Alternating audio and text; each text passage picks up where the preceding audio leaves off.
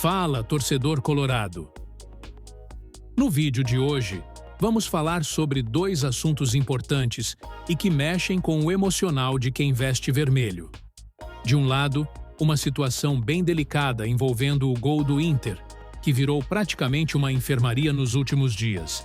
E do outro, um velho conhecido da torcida que apareceu para dar aquele apoio moral em um momento tenso do campeonato. Mas antes de te contar tudo o que está rolando nos bastidores, comenta aqui de onde você está acompanhando o canal Inter em campo.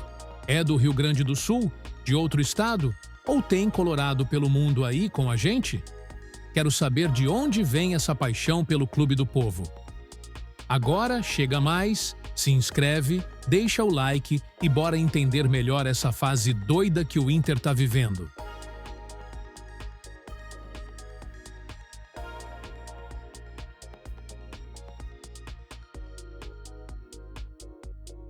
A fase do Internacional nos bastidores não anda das mais tranquilas, e isso ficou ainda mais claro nos últimos jogos, especialmente na posição mais ingrata do futebol, o gol. Quem acompanhou a partida contra o Santos viu Sérgio Rochet voltar ao time, mesmo ainda se recuperando de duas lesões, uma no pé esquerdo e outra na mão. Mas por que isso aconteceu? Simples. Todo o restante do elenco de goleiros do Inter virou baixa médica. Poucas horas antes da partida contra o Peixe, o reserva imediato Antony sentiu um desconforto muscular e foi vetado. Depois veio o diagnóstico: lesão na coxa direita. Ele está fora dos jogos restantes da temporada. Como se não bastasse, o terceiro goleiro da fila, Ivan Quaresma, também foi para o estaleiro.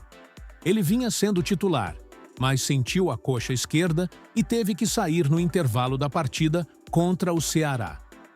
Resultado? Inviável continuar na sequência final do Brasileirão. E a novela continua. O quarto nome da lista, Cauã Jesus, sofreu uma entorse no tornozelo esquerdo e também virou desfalque. A situação ficou tão extrema que o jovem Diego Esser, vindo da base, deve ser o reserva imediato de Rochet contra o Vasco, em São Januário. É ou não é para colocar São Jorge para trabalhar dobrado? Para quem tem boa memória, esse roteiro parece até repetição de um filme antigo. Em 2017, quando o Inter disputava a Série B, a situação foi parecida. Danilo Fernandes, Marcelo Lomba e Kehler se lesionaram na reta final do Gauchão, e o clube teve que improvisar de tudo quanto é jeito, incluindo um Danilo jogando no sacrifício na final contra o Novo Hamburgo, que acabaria campeão nos pênaltis. É inacreditável como essa nuvem cinza insiste em estacionar sobre o Beira-Rio justamente nas fases mais críticas. É quase como se existisse uma maldição do gol no Inter de tempos em tempos. Mas dentro desse caos, também tem uma dose enorme de coragem. Rochet, com problemas físicos em duas regiões diferentes do corpo, entrou em campo porque sabia que não tinha ninguém mais. É o tipo de atitude que não aparece na súmula, mas que mostra o quanto o cara está comprometido com o clube. E aí, torcedor, você confiaria no Diego Esser se precisar entrar contra o Vasco? Acha que o Rochet deveria continuar jogando mesmo no sacrifício? Comenta aí, quero saber a tua opinião. Em tempos de incerteza e tensão, ouvir um nome histórico do clube, trazer palavras de otimismo pode ser um alívio. E foi exatamente isso que Abel Braga, campeão do mundo com o Inter em 2006, fez em entrevista à Rádio Gaúcha. Mesmo com o time ainda ameaçado pelo ZT4, Abelão cravou com convicção: não vai cair. Eu acredito imensamente. Já fiz as contas. Com 2 empates e uma vitória, resolve. Até com um empate e uma vitória, dá para escapar. Ele sabe bem o que fala. Com a experiência de quem já esteve em quase todas as situações possíveis do futebol, inclusive brigando contra rebaixamento, Abel usou sua vivência para passar confiança. Mesmo assim, reconheceu que o jogo contra o Vasco será o mais complicado dessa reta final. É o jogo mais perigoso. O Vasco também está pressionado. E em São Januário, a atmosfera é pesada. E ele fala com propriedade. Seu último trabalho no futebol foi justamente como diretor técnico do Vasco, até o fim de 2023. Ele conhece bem o ambiente, a torcida e o tipo de pressão que o Inter vai enfrentar nesta quinta. Abel também aproveitou para comentar sobre o peso emocional de jogar com o risco de rebaixamento. Lembrou o que viveu com a Ponte Preta em 2003 e deixou um recado importante. O mental se torna horrível. Quando a bola não entra, a confiança some. E sem confiança, o jogador não reage da mesma forma. Mesmo assim, reforçou que não é hora de caça às bruxas. Agora não é momento de culpar ninguém. Faltam 3 jogos difíceis, mas dá para resolver.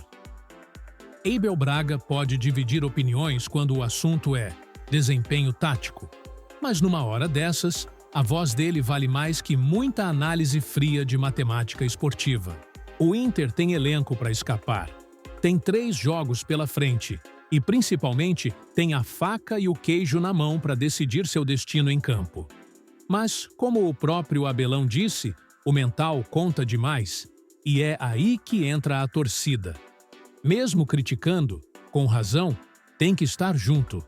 Essa reta final é no limite da emoção e qualquer empurrão faz diferença. E você, torcedor? Concorda com a visão do Abel?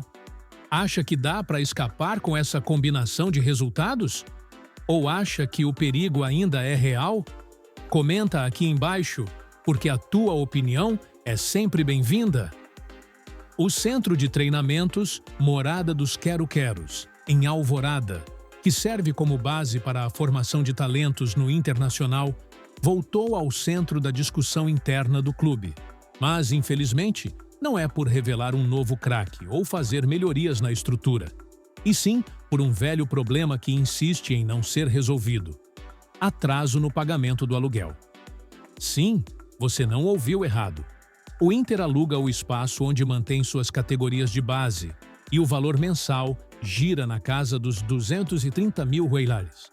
Nos últimos anos, especialmente durante a gestão de Alessandro Barcelos, os pagamentos se tornaram irregulares, acumulando uma dívida considerável. O clube chegou a negociar um parcelamento desse débito e se comprometeu a manter os pagamentos mensais em dia enquanto quitava o valor renegociado. Só que nos últimos meses, nem a parcela e nem o aluguel foram pagos. O resultado? A dívida já passa de 3 milhões, segundo a apuração do jornalista Wagner Martins. Nos bastidores, a avaliação é que esse tipo de situação abala a credibilidade do clube, principalmente por atingir diretamente a base, que deveria ser tratada como prioridade. Afinal, é dali que o clube espera tirar reforços e, em muitos casos, dinheiro com vendas futuras. Depois da repercussão negativa, o clube decidiu se manifestar. Em contato com o jornal Zero Hora, o vice-presidente do Conselho de Gestão, Victor Grunberg, afirmou que não há atraso no aluguel mensal e que a única pendência é de 2019 e que já está sendo negociada com o proprietário do terreno. Não há atraso no aluguel mensal. A única pendência é antiga, de 2019. Foi renegociada, está em tratamento e alinhada com o proprietário. Mesmo com essa resposta oficial, a polêmica reacende críticas à gestão, principalmente pela promessa nunca cumprida de construir um centro de treinamentos próprio, tirando o clube da dependência de um espaço alugado. A tal obra ficou só no discurso, e o problema segue batendo à porta. É no mínimo constrangedor que um clube do tamanho do Inter ainda esteja nessa situação com a base. Estamos falando do pilar de um projeto a longo prazo, e o CT não é apenas um espaço físico, é o lugar onde se constrói o futuro. E se o futuro do clube mora num terreno alugado, que nem está sendo pago, algo precisa mudar urgente. E você, torcedor, acha que o Inter precisa priorizar de vez esse novo CT? Ou acha que isso é desculpa de gestão que não entrega? Comenta aí a tua opinião. Na próxima sexta-feira, o Inter entra em campo contra o Vasco, em São Januário, pela 36ª rodada do Brasileirão Betano. E esse jogo, meus amigos, Tem cara de final de campeonato, mas sem taça. É pura sobrevivência. O empate contra o Santos deixou o Inter pressionado, colado na zona de rebaixamento, com 41 pontos em 15º lugar. O Vasco, adversário da vez, tem 42 pontos e está em 13º. Ou seja, é confronto direto, e quem perder pode passar o fim de semana com um olho no gauchão e o outro no calendário da Série B. Nesse contexto, a grande mudança que está sendo estudada por Ramon Dias e sua comissão técnica é a saída de Rafael Borré do time titular.